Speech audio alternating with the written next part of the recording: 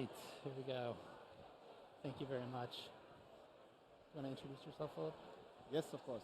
Thank you, Marc. So, hi everyone. My name is Filip Pujic. I'm from Audi Switzerland, and about me, I work for Audi Switzerland since a year and a half maybe, and I look back before time before was media agencies, and this is also the time where I got to know Marc and the team from Adelaide, and where I was introduced to the attention concept, and also what Mike just said. We're going to get into attention, and I'm going to talk also about outcomes.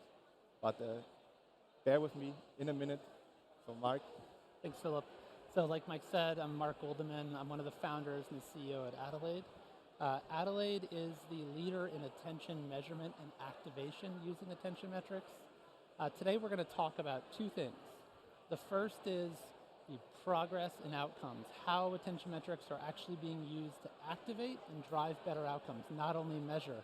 And the second thing we're going to talk about is the broader impacts on the industry and how attention metrics are actually starting to shift incentives to drive better outcomes across the entire ecosystem.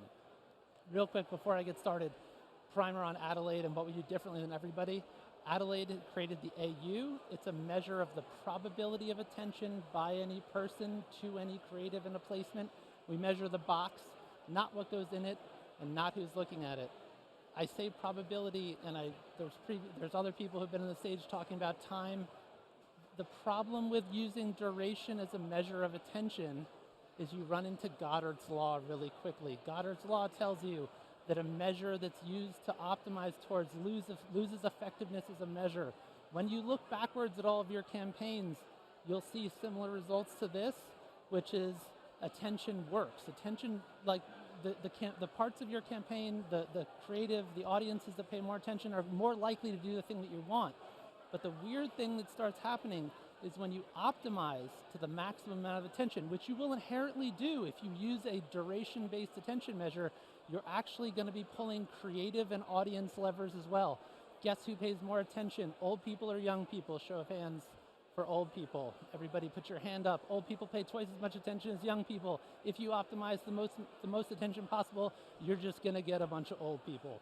This is not what you want to do. You want to optimize the highest probability of attention, not the most amount of attention. And this is really important because the work that Filip has been doing is moving beyond just measurement and looking backwards into programmatic and actually activating in programmatic channels using attention metrics. And I think he's got a lot to offer here. Filip's been one of the earliest adopters in attention metrics and definitely driving the most advances in programmatic. Thank you. So first of all, is anybody driving an Audi in the audience? Please raise your hand. Okay, and who would love to drive an Audi? A little more hands, I like that. Today, I will speak about why Audi turned to attention metrics and how we utilize it. At the very beginning, there were a couple of questions. Obviously, everything in digital media is right now most likely centered about cookieless future. Does it deliver value? I can already say yes. Then we get to the point where we ask ourselves, or as an advertiser, what's in it for me? So there we ask ourselves, can it impact our conversions or the amount of conversions? Can we buy better media? And finally, how impactful is the media that we buy? It's the most essential question. And I have to tell the story about this chart. I love it. Before, when we discussed the deck and we were about to kick it off, but I love to look back, to analyze, in order to know where I'm right now, so that I can improve. So some 40 years ago, this was the gold standard, maybe. Like advertisers bought TV, we bought print, we bought radio. Still true, still maybe good, but we evolved, we have analyzed, we do things differently. And a year and a half ago when I started at Audi, I started with analyzing our digital media campaigns and the data we got. And maybe a while ago, the gold standard was third-party verification, viewability, and data like that. So I saw for programmatic performance campaigns a huge amount of impressions that don't have viewability. So averages that might be below the industry standard of 50 to 1. So maybe, let's say 40%. So when we live in a reality where we buy digital media campaigns, and 60% of the impressions I buy are not visible, then the question is here, how can it be impactful? How can this lead to my audience making an incremental conversion, an incremental action on my website or for my business? So the situation I was presented with, this wasn't very good. I didn't like it. Sounds horrific. A lot of money goes to waste. And I think this is where Adelaide comes in, where the technology comes in. And right now I'm going to show you a video how we address the problem and what we did to exactly tackle this issue. Audi, Adelaide, and Xaxis teamed up and combined their respective expertise to prepare and implement this challenging case study. The basis for the A/B test was Adelaide's tag-based analysis in Xander's DSP to measure the attention unit score for available ad placements that ran across open programmatic and private marketplace-based inventory, together with the attention data for the sophisticated bidding mechanic. It increased bids for media with higher attention scores and decreased bids for media with lower attention scores in real time. So here are the results, but before I get into the detail, so again, it was a programmatic campaign that we did. It's as simple as an A/B test. We have one I/O that optimized to our regular conversion goals, and before you think or ask yourself what is a conversion, it's an action that happens on our website. I cannot get into detail what exactly it is, but obviously we are not an e-commerce business. So one line item was optimizing regularly. The other line items, or the other I/O, was optimizing to both attention-optimized media placements and those conversions. And these are the results in comparison. So in comparison, we see a 69% uplift in the conversion rate when it comes to open exchange, 60% uplift combined, both PMPs and open exchange. And the most important part, and it's very important for us advertisers, a 53% cheaper cost per conversion. So we paid 53% less. Let that sink in, 53%. So I am very, very proud about this campaign and the work we did together with Adelaide and Xaxis and Essence Mediacom and Copilot, and we got some recognition. We received a bronze reward from the IAB Mix in Madrid. We received another bronze award in Switzerland for Best of Swiss Web. But you might ask yourself, what is going to happen next?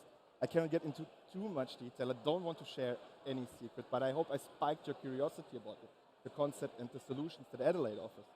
So, but for us, we're definitely digging more into it, and I think we just scratched on the surface. There are other cases to talk about awareness parts in programmatic campaigns where it delivered uplift. There's our case that shows it delivered tangible outcomes in performance campaigns. So I think we're just at the beginning, and there's more to come for attention. I can hand back now to Marc. Thanks, Filip. All right, so the work that Filip has been doing in programmatic is super, super important because he's actually starting to drive change in the industry. And I think that it's more important now than ever. Even last week or the past couple of weeks, we've had an A&A report come out about made-for-advertising websites. 15% of budgets are going to made-for-advertising websites. We had the YouTube scandal where there's a lot of TrueView inventory that's actually going into sort of like tiny little players on the long tail of sites. And I think the question that we should all ask ourselves is, why are we here? Well, any fan of Charlie Munger will tell you that metrics create incentives and incentives create outcomes. The metrics that we've been using in digital advertising, like viewability and video completion rate, have led us to the place that we're at, right? It's created this negative feedback loop of adverse selection, which leads into a lemon market, right? And in lemon markets, what typically happens is the sellers of high quality assets leave the market. But in advertising, they're not leaving the market. There's two things that are happening, or we're seeing like publishers sort of split into two areas. There's publishers who hold their audience's experience in high regard and don't want to game metrics. They don't want to load their page up with tiny little video players and ads all over the place, and they have a really hard time commanding fair value. And then there's other publishers who play right into the gaming, right? And they load their page up and they have videos playing everywhere. This has created this world where price and quality are totally dislocated. So this is a summary of trillions of impressions that we've measured, looking at the cost and the value of those impressions. they're not connected, right? Finance people like to say there's no data in price. This is a scary graph for a lot of advertisers. They're saying, like, what am I supposed to buy? Like, none of this makes any sense.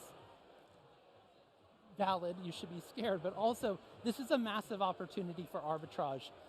Don't buy any of that high price stuff that's super volatile. Focus on the stuff on the right-hand side. And we're starting to see more advertisers look to attention metrics to do that. We see, I mean, it was 93% of people told the IAB they're using attention metrics. I think they might have counted viewability as an attention metric for this study. We then had 75% of advertisers say that they're considering using attention metrics to measure effectiveness. Now, what that does is it starts to change the narrative and shift from a negative feedback loop to a positive feedback loop.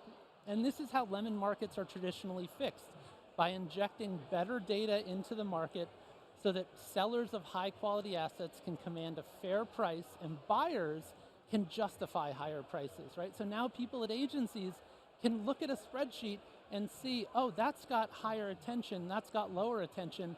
I can justify paying a higher price for that higher quality placement. So you'd expect after this happens that we'd start to see the market shift. Like, that would be a sign that we're actually getting out of this lemon market. This is data, this is only about a week old from the early programmatic marketplaces that we've set up. Advertisers are willing to pay more for higher quality.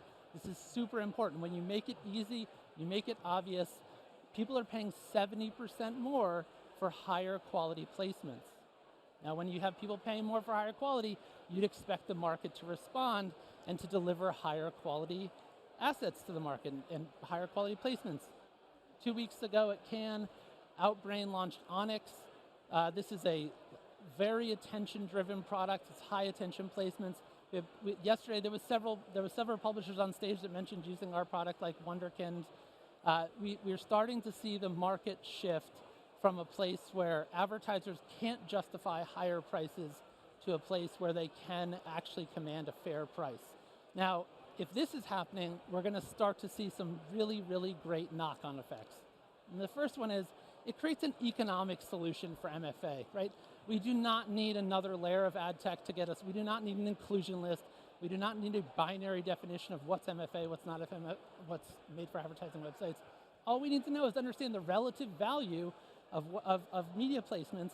And if advertisers pay less for MFA sites, the R breaks. They can no longer afford the click that's actually driving to that MFA website. You've heard a lot of people on stage before me talk about emissions. There's no question. Campaigns that are optimized using attention metrics drive lower emissions. And this is for two main reasons. One is you can just run fewer higher quality impressions and get the same outcomes using highly attentive placements.